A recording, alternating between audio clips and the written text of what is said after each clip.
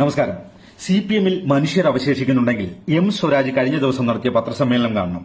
കുഞ്ഞികൃഷ്ണൻ എന്ന് പറയുന്ന പയ്യന്നൂർക്കാരൻ സഖാവിനെ അയാൾ വിളിക്കുകയാണ് കള്ളനെന്ന്. സ്വന്തം അച്ഛന്റെ പ്രായമുള്ള ആര് കണ്ടാലും ഒന്ന് ബഹുമാനിക്കാൻ തോന്നിപ്പോകുന്ന ഒരു മനുഷ്യനെയാണ് യാതൊരു ഉളുപ്പുമില്ലാതെ എം സ്വരാജ് കള്ളൻ എന്ന് വിശേഷിപ്പിക്കുന്നത്. ഇയാൾ പണ്ട് VS അച്യുതാനന്ദന് ക്യാപിറ്റൽ പണിഷ്മെന്റ് വിധിക്കണമെന്ന് പറഞ്ഞതായിട്ട് നമ്മൾ പറഞ്ഞു കേട്ടിട്ടുണ്ട്. വെട്ടി കൊടുക്കണമെന്ന് സ്വരാജ് VS-നെ പറ്റി പറഞ്ഞു എന്നതാണ് നമ്മൾ കേട്ടിട്ടുള്ള ആരോപണം. ഈ പത്രസമ്മേളനം കണ്ടപ്പോൾ അത് ശരിവെക്കുന്ന രീതിയിലുള്ള പ്രകടനമാണ് നമ്മുടെ പൂമരം സഖാവ് നടത്തിയത്. അയാൾ പറയുകയാണ്, ആ സാധു മനുഷ്യൻ കള്ളനാണത്രേ. എന്താണ് അയാൾ ചെയ്ത കുറ്റം?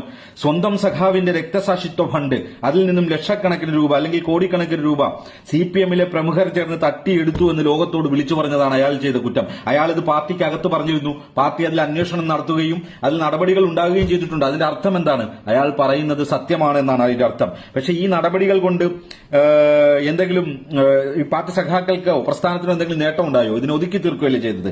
പാർട്ടിയോട് കലഹിച്ചുകൊണ്ട്, പാർട്ടിയുടെ തെറ്റായ നയങ്ങളോട്, പാർട്ടിയുടെ തെറ്റായ പോക്കിനോട് കലഹിച്ചുകൊണ്ട് ഈ പ്രായത്തിൽ ഒന്നിനെയും ഭയക്കാതെ നട്ടല് നിവർത്തി പുറത്തേക്കിറങ്ങി വന്ന മനുഷ്യനാണ് കുഞ്ഞികൃഷ്ണൻ എന്ന് പറയുന്നത്. ഒരു സാധു മനുഷ്യൻ. അയാൾ വോട്ട് ചോദിക്കുന്ന വീഡിയോകൾ കാണാത്തവരുണ്ടെങ്കിൽ കണ്ടു നോക്കണം. അയാൾ സാധാരണക്കാർക്കിടയിലൂടെ നടക്കുകയാണ്. അയാളുടെ വലിയ മാടാകോടികളൊന്നുമില്ല, വലിയ ആടയാഭരണങ്ങളൊന്നുമില്ല, വലിയ അലങ്കാരങ്ങളൊന്നുമില്ല വോട്ട് ചോദിക്കലിന്.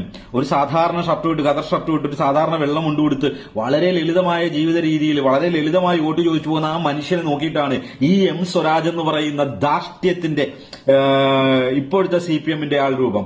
പിണറായി വിജയന് ശേഷം ധാർഷ്ട്യത്തിന്റെ ആൾരൂപം അവർക്കുണ്ടെങ്കിൽ അത് സ്വരാജാണ്. അവൻ വിളിക്കുകയാണ് കള്ളനെന്ന്. അവന്റെ പിതാവിന്റെ പ്രായമുള്ള ഒരു മനുഷ്യൻ നോക്കി. ഇതിനൊക്കെ മറുപടി പറയണ്ടേ? ഞാൻ പയ്യന്നൂരിലെ CPM-കാരോടാ പറയുന്നത്. UDF എന്തായാലും 100-ലധികം സീറ്റ് നേടി ഇവിടെ അധികാരത്തിൽ വരും എന്നൊരു തരംഗമാണ് നിലനിൽക്കുന്നതെന്നാണ് സാധാരണക്കാരൻ എന്ന നിലയിൽ തോന്നുന്നത്. പയ്യന്നൂരിൽ UDF-ന്റെ പിന്തുണയോടുകൂടി ഈ പറയുന്ന സാധു മനുഷ്യൻ ജയിച്ചാലും ഇല്ലെങ്കിലും ഇവിടെ ഭരണമാറ്റമുണ്ടാകും. പക്ഷേ പയ്യന്നൂരിൽ ആ മനുഷ്യൻ തോറ്റാൽ തോറ്റുപോകുന്നത് നിങ്ങൾ സഖാക്കളാണ്. നിങ്ങൾ CPM-ൽ വിശ്വസിക്കുന്ന, CPM-ൽ ഇപ്പോഴും നിലനിൽക്കുന്ന സാധു മനുഷ്യരുണ്ടെങ്കിൽ അവരാണ്. നിങ്ങൾക്ക് വേണ്ടിയിട്ടാണ് അയാൾ പുറത്തു വന്ന് പൊരുതുന്നത്. നിങ്ങളുടെ ഒരു സഖാവിന്റെ രക്തം പുരണ്ട കണക്ക് പറയിക്കാൻ വേണ്ടിയിട്ടാണ് അയാൾ ഇവിടെ പൊരുതിക്കൊണ്ടിരിക്കുന്നത്. അയാൾ തോറ്റുപോയാൽ തോക്കുന്നത് UDF-ഓ കോൺഗ്രസോ ഇവിടുത്തെ മറ്റു രാഷ്ട്രീയ പ്രസ്ഥാനങ്ങളൊന്നുമല്ല. തോറ്റുപോകുന്നത് CPM-ആണ്. നിങ്ങളുടെ സഖാക്കളാണ്. ഈ സ്വരാജിനെ പോലെയുള്ള വിടുവായന്മാരുടെ വാക്കും കേട്ട്, പിണറായി വിജയന്റെ ഭക്തരുടെ വാക്കും കേട്ട് ആ മനുഷ്യനെതിരെയാണ് നിങ്ങൾ നിൽക്കുന്നതെങ്കിൽ നിങ്ങൾ തോൽപ്പിക്കാൻ പോകുന്നത് നിങ്ങൾ ഇത്രയും നാൾ പിടിച്ച ചെങ്കൊടിയെ തന്നെയായിരിക്കും.